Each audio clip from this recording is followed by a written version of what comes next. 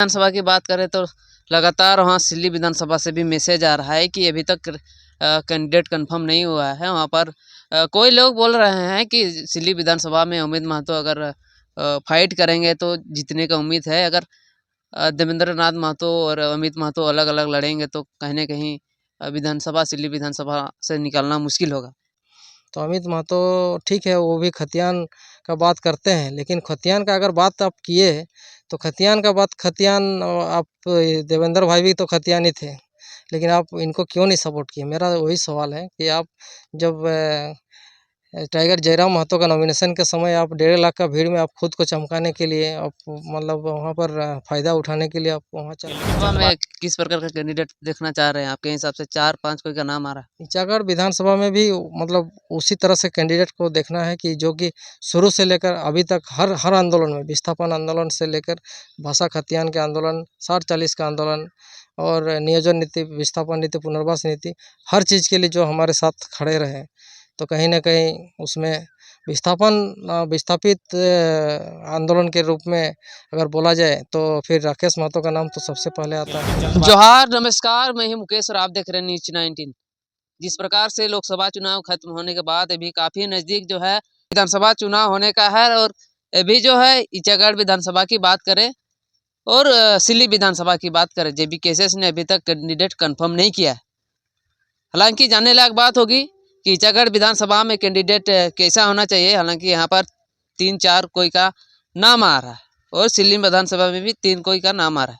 मेरे साथ वशिष्ठ नारायण महतो जी जुड़ चुका है, इनसे बातचीत करने के प्रयास करेंगे कि जो सिल्ली विधानसभा में कैंडिडेट जो है 3 कोई का नाम आ रहा है, तीनों में से किसको मिलना चाहिए और ईचागढ़ विधानसभा में किसको मिलना चाहिए।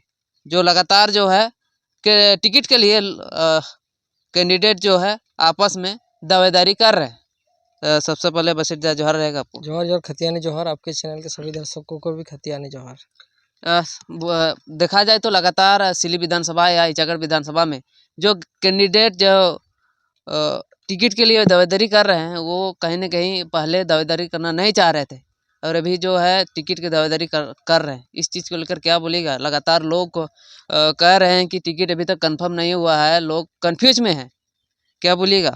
दावेदारी पहले से भी सब कोई कर रहे थे, लेकिन जेबी केसेस का जो मेहनत है ना, इसका सब कोई फ़ायदा उठाना चाह रहा है, बाकी और कुछ नहीं है।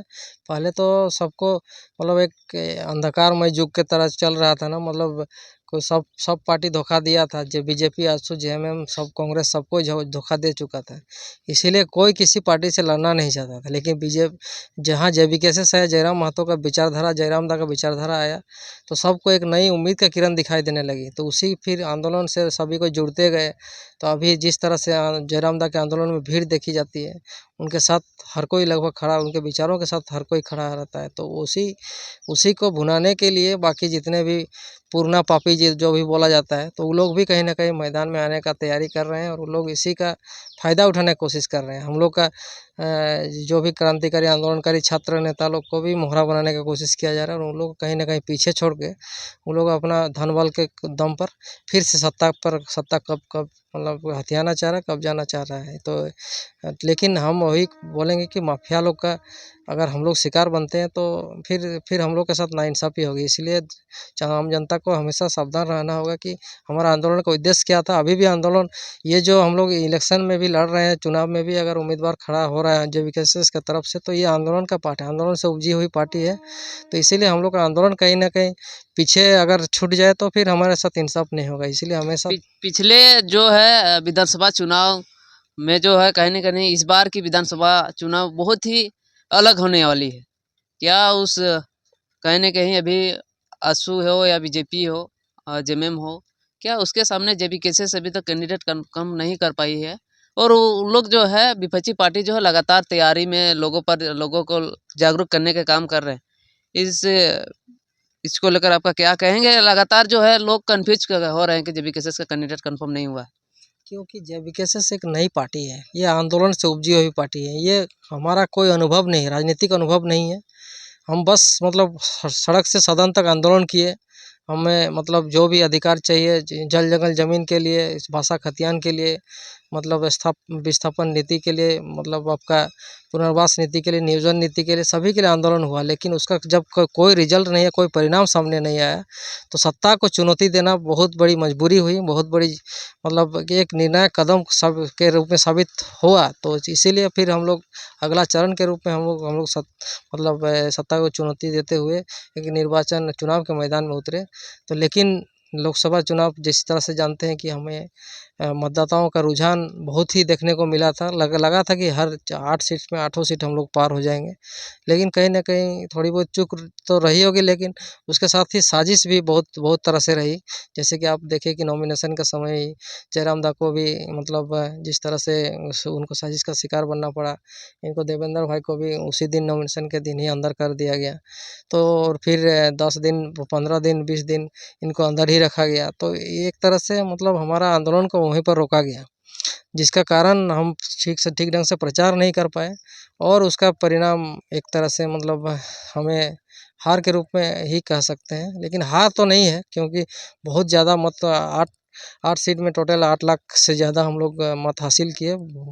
तो इसको हार कर भी हम लोग जीत गए, एक तरह से बोला जाए तो हार को जो टिकट के लिए अब ईचागढ़ विधानसभा की बात करें, 4 कैंडिडेट टिकट के लिए आपस में लड़ रहे हैं। टिकट के लिए, क्योंकि ये लोग मतलब सिर्फ जेबीकेएसएस को ही देख रहा है। जेबीकेएसएस, क्योंकि जेबीकेएसएस ही एक बहुत बड़ा फैक्टर नज़र आ रहा है, और जेबीकेएसएस को ही वोट जाएगा, ये लोग को सबको पता है। इसलिए जेबीकेएसएस का टिकट लेने के लिए सब कोई लड़ रहा है, बाकी और किसी के लिए नहीं लड़ रहा है कोई।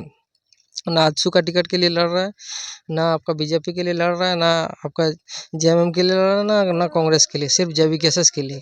और जेबीकेएसएस चूँकि क्रांतिकारी छात्र नेताओं का दल है, तो इसीलिए क्रांतिकारी जो भी क्रांतिकारी था उस समय, जो भी साथ में जुटे थे, तो वो लोग सबको अपनी अपनी दावेदारी पेश कर रहे हैं कि नहीं, हम भी आंदोलनकारी थे, हम लोग इतना दिन से शुरू से ये किए हैं, हम लोग ये किए हैं, यहाँ मुआवजा दिलाएँ, यहाँ आंदोलन किए हैं, शुरू से हम लोग रहे दीवार लेखन। हम भी तो दीवार लेखन से शुरू से, जब चानील अनुमंडल से जब शुरू हुआ था, मतलब हम लोग का आंदोलन, उसी समय से हम जुड़े रहे हैं।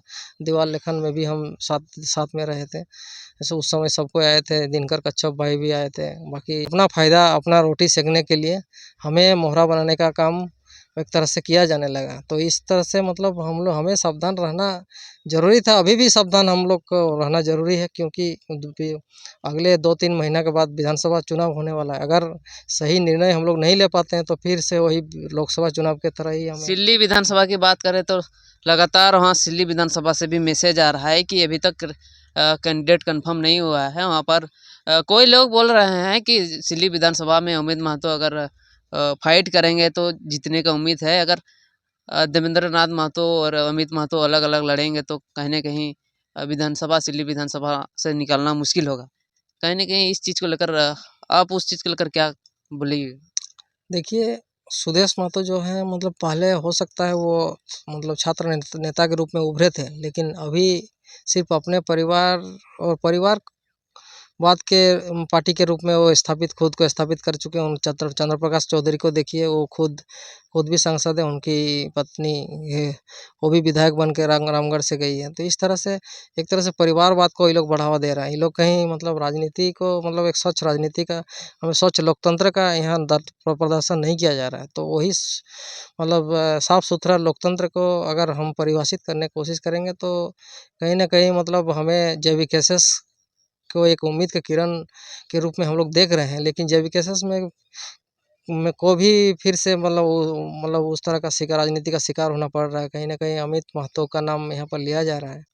तो अमित महतो ठीक है, वो भी खतियान का बात करते हैं, लेकिन खतियान का अगर बात आप किए, तो खतियान आप देवेंद्र भाई भी तो खतियान ही थे, लेकिन आप इनको क्यों नहीं सपोर्ट किए? मेरा वही सवाल है कि आप जब टाइगर जयराम महतो का नॉमिनेशन के समय आप 1.5 लाख का भीड़ में आप खुद को चमकाने के लिए, आप मतलब वहाँ पर फ़ायदा उठाने के लिए आप वहाँ चल गए, लेकिन वहीं पर आपका खुद का अपना ही लोकसभा में आप एक ही खतियानी भाई, एक ही आंदोलनकारी भाई यहाँ पर जब आप उम्मीदवार के रूप में थे, तो उनको क्यों नहीं समर्थन दिए? पता चला कि आप कहीं इस कांग्रेस का समर्थन में चल गए, आपके जितने भी समर्थक सब कांग्रेस का बूथ में बैठे हुए थे। इस तरह का हमें सूचना मिली है। तो इस तरह का अगर धोखेबाजी किया जाए, हमारे साथ नाइंसाफ़ी किया जाए, तो फिर आगे भी कुछ अच्छे परिणाम देखने को नहीं मिलेंगे। तो इसीलिए सावधान रहने की ज़रूरत है, और हमें एक सही निर्णय लेने का ज़रूरत है कि जो कि मतलब सड़क से सदन तक मतलब आंदोलन हमारे हमारे साथ रहे, मतलब यहाँ तक कि 60-40 से लेकर सभी आंदोलन में हमारे साथ रहे। लेकिन अभी मतलब अभी देख रहे हैं कि बाकी दूसरा कोई इसका फ़ायदा उठाना चाह रहा है, तो इससे भी सावधान रहना होगा। बाकी ऊपर के केंद्रीय ईचागढ़ विधानसभा में किस प्रकार का कैंडिडेट देखना चाह रहे हैं आपके हिसाब से? 4-5 कोई का नाम आ रहा है? ईचागढ़ विधानसभा में भी मतलब उसी तरह से कैंडिडेट को देखना है कि जो कि शुरू से लेकर अभी तक हर हर आंदोलन में, विस्थापन आंदोलन से लेकर भाषा खतियान के आंदोलन, 60-40 का आंदोलन और नियोजन नीति, विस्थापन नीति, पुनर्वास नीति, हर चीज़ के लिए जो हमारे साथ खड़े रहे।